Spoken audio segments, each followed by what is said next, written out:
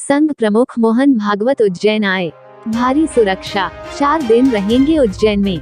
नव निर्मित विद्या भारती के प्रांतीय कार्यालय विक्रमादित्य भवन का लोकार्पण करेंगे। उज्जैन, राष्ट्रीय स्वयंसेवक संघ के सरसंघचालक मोहन भागवत शनिवार रात उज्जैन आए। संघ प्रमुख के साथ संघ से जुड़े कई अन्य बड़े नेता भी पहुंचे हैं। श्री भागवत का काफिला उज्जैन रेलवे स्टेशन से होता हुआ इस्कॉन मंदिर पहुंचा, जहां वे विश्राम करेंगे। वे 19 से 22 फरवरी 4 दिन तक उज्जैन में रहेंगे। संघ प्रमुख मोहन भागवत के आने के पूर्व उज्जैन रेलवे स्टेशन पर भारी सुरक्षा बल मौजूद था। सीआरपीएफ, सिटी पुलिस और डॉग स्क्वाड तैनात रहा। पूरे रेलवे स्टेशन की बहुत ही सूक्ष्मता से जांच की गई। संघ प्रमुख उज्जैन के चिंतामण गणेश मार्ग पर नव निर्मित विद्या भारती के प्रांतीय कार्यालय विक्रमादित्य भवन का लोकार्पण करेंगे। भागवत 20 फरवरी को सुबह 9 बजे इस्कॉन मंदिर में दर्शन करेंगे। इसके बाद इस्कॉन परिसर में ही राष्ट्रीय स्वयंसेवक संघ मालवा प्रांत के कार्यकर्ताओं की बैठकों में रहेंगे, जिसमें कोरोना के कारण प्रभावित शाखाओं को मजबूत बनाने और आगामी 3 वर्षों में होने वाले कार्य विस्तार की योजना पर चर्चा करेंगे। पर्यावरण, सामाजिक समरसता और एकात्मता पर समाजजनों के साथ मिलकर किए जा रहे प्रयासों पर चर्चा करेंगे। साथ ही मालवा प्रांत के सभी प्रचारकों के साथ संवाद करेंगे। मोहन भागवत इस्कॉन मंदिर प्रबंधन समिति के सदस्यों के साथ भेंट भी करेंगे। इस दौरान भागवत संघ की बैठकों के साथ विभिन्न सामाजिक कार्यक्रमों में भी शामिल होंगे।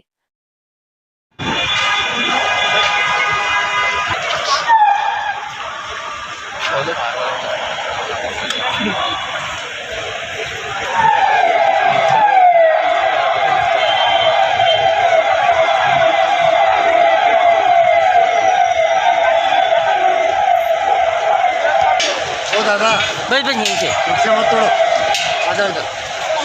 रिक्शा मत तोड़ो किसी का, आ जाओ अंदर आ जाओ। रिक्शा मत तोड़ो, आप फोटो लेना तो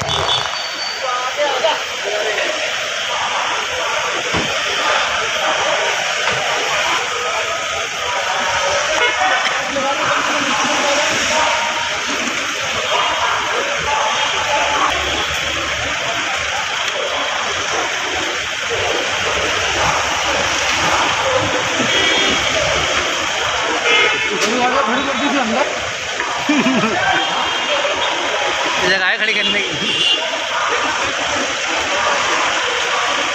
जगह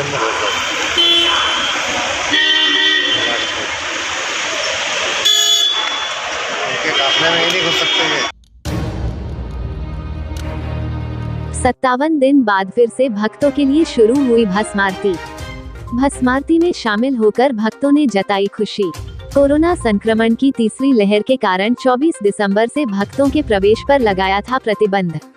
उज्जैन, महाशिवरात्रि से पहले उज्जैन महाकाल मंदिर के भक्तों के लिए बहुत अच्छी खबर है। शुक्रवार से सभी भक्तों को महाकाल की भस्म आरती में प्रवेश शुरू कर दिया गया है। फिलहाल इसके लिए ऑफलाइन टिकट लेना होगा, बाद में इसे ऑनलाइन भी किया जाएगा। अभी सीमित संख्या में भक्तों को प्रवेश दिया जाएगा, लेकिन महाशिवरात्रि के पश्चात पूरी क्षमता के साथ श्रद्धालुओं को भस्म आरती में प्रवेश मिलने लगेगा। तीसरी लहर को देखते हुए पिछले साल 24 दिसंबर से भस्म आरती में प्रवेश पर रोक लगाई गई थी। कलेक्टर आशीष सिंह ने इस संबंध में केंद्र सरकार के स्वास्थ्य कल्याण मंत्रालय द्वारा जारी आदेश का हवाला दिया। उन्होंने कहा कि देश में लगातार कोरोना का संक्रमण कम हो रहा है, इसी को देखते हुए शुक्रवार को आदेश जारी किए गए हैं। पहले भस्म आरती में श्रद्धालुओं के प्रवेश की क्षमता 1850 लोगों की थी। यहाँ बता दें कि सीमित संख्या में श्रद्धालुओं को ऑफलाइन टिकट लेकर प्रवेश मिलेगा। इसके लिए एक दिन पहले बुकिंग करवानी होगी। महाशिवरात्रि के बाद पूरी क्षमता के साथ ऑनलाइन बुकिंग भक्तों के लिए खोल दी जाएगी। देखिए, जैसे कोविड के जो बंदिशें हैं वो लगभग हर जगह ख़त्म हो गई हैं। अभी केंद्रीय जो हेल्थ मिनिस्ट्री है उसका एक सर्कुलर भी आया था, जिसके माध्यम से जो बची खुची बंदिशें उनको ख़त्म करने के निर्देश जो है प्रदान किए गए थे। उसको देखते हुए भस्म आरती, चूँकि बहुत बड़ा एक अर्थव्यवस्था का भी केंद्र है और श्रद्धा का भी बहुत बड़ा केंद्र है। यहाँ के चाहे होटल्स की बात करें, दुकानों की बात करें, और जो एक महाकाल मंदिर का एक जो नाम है वो निश्चित रूप से भस्म आरती के कारण भी है। इनको सबको देखते हुए वापस हम लोगों ने इसको चालू कर दिया है। शुरू में अभी अगले 6-7 दिन चूँकि व्यवस्था बनाते हुए लगेंगे। इसके अलावा महाशिवरात्रि भी आ रही है, इसलिए अभी हम लोग थोड़ी सीमित संख्या में श्रद्धालुओं को जो है वो अलाउ करेंगे, लेकिन महाशिवरात्रि तक या ठीक उसके बाद में हम लोग पूरी संख्या में भस्म आरती को प्रारंभ करेंगे। सर, जो शुल्क लगता था 100 रुपये का प्रोटोकॉल के तहत, उसमें भी शिथिलता दी गई है। और देखिए, जो शुल्क 100 रुपये का लगता था वो जो सामान्य दर्शन होते थे उसके तहत लगता था। जो भस्म आरती के लिए जो प्रावधान पहले था, जितने भी प्रकार के शुल्क या जितने भी प्रकार के पासेज या फ्री की सुविधा थी वो पहले के जैसी ही रखी गई, उसमें कोई भी परिवर्तन अभी फिलहाल नहीं किया गया। भस्म आरती जो होगी इसमें प्रोटोकॉल के अंतर्गत उसके लिए क्या शुल्क निर्धारित किया गया? देखिए, उसके लिए जो 200 रुपये का है, जो पेड बेसिस पे रखा गया है, जो पहले भी जितना चलता था उतना ही रखा जाएगा, उसमें किसी प्रकार का कोई संशोधन नहीं किया गया। कितनी सीटें रहेगी इसमें भस्म आरती में? देखिए, भस्म आरती जब पूरी फुल कैपेसिटी में चलेगी तो लगभग 2000 के उससे चलेगी, लेकिन जैसा मैंने बताया कि शुरुआत में अभी हम लोग 200-250 करते हुए धीमे धीमे बढ़ाएंगे और उसके बाद में फिर उसको महाशिवरात्रि के आसपास उसके ठीक बाद पूरी फुल कैपेसिटी पे ले जाएंगे।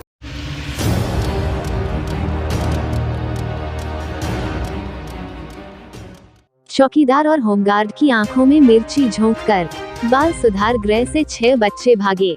पुलिस ने 3 बालक को पकड़ा। 3 की तलाश के लिए जगह जगह दबिश। सभी देवास जिले के निवासी। उज्जैन मालनवासा स्थित बाल सुधार गृह में रात को चौकीदार और होमगार्ड की आंखों में मिर्ची झोंककर 6 बालक भाग निकले। पुलिस ने रात में ही सर्चिंग अभियान चलाया और 3 बालकों को पकड़ भी लिया है। सभी किशोर अलग अलग अपराध में संलग्न होने के कारण किशोर न्यायालय बोर्ड के आदेश पर बाल सुधार गृह में रखे गए थे। घटना शुक्रवार रात की है।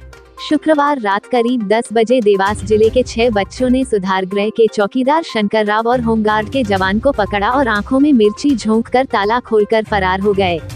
घटना की सूचना तत्काल ही पुलिस को दी गई। इसके बाद पुलिस महकमा रात को ही सर्चिंग में जुट गया। यहाँ बता दें कि किशोर सुधार गृह में रखे गए बच्चों को नियमानुसार रात को 10 बजे लघुशंका के लिए अनुमति दी जाती है। इसी क्रम में रात को बच्चों को लघुशंका के लिए छोड़ा गया था। तभी सभी ने एकमत होकर चौकीदार और होमगार्ड के जवान को पकड़ा, आंखों में मिर्ची डाली, जेब से चाबी निकालने के बाद ताला खोलकर फरार हो गए। किशोर सुधार गृह से बच्चों के भागने की खबर से हड़कंप मच गया। चौकीदार शंकर राव और होमगार्ड ने इसकी जानकारी महिला एवं बाल विकास विभाग अधिकारियों को दी। अधिकारियों ने घटना की सूचना पुलिस को दी और रात्रि के समय गश्त में तैनात पुलिस बल के साथ डायल 100 को बच्चों की तलाश लगा दिया गया। इस दौरान शुक्रवार शनिवार की दरमियानी रात करीब 1 बजे डायल 100 ने देवास रोड स्थित दताना मताना के सुनसान इलाकों में 2 बच्चों को रिकवर कर लिया। इसके अलावा एक बच्चे को देवास के उसके घर से पकड़ा गया है। यह बच्चा सीधे अपने घर पहुंच गया था। मामले में नागझरी थाने में प्रकरण दर्ज कराया जा रहा है। पुलिस शेष 3 बच्चों को पकड़ने के लिए दबिश दे रही है।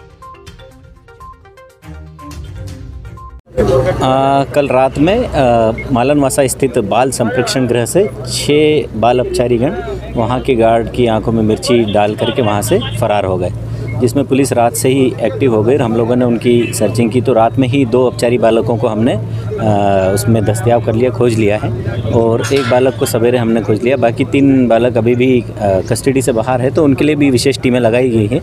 और वो सभी बालक मूलतः देवास जिले के रहने वाले थे और कई गंभीर मामलों में वो बाल संप्रेक्षण गृह में, सुधार गृह में रखा गया था उन्हें।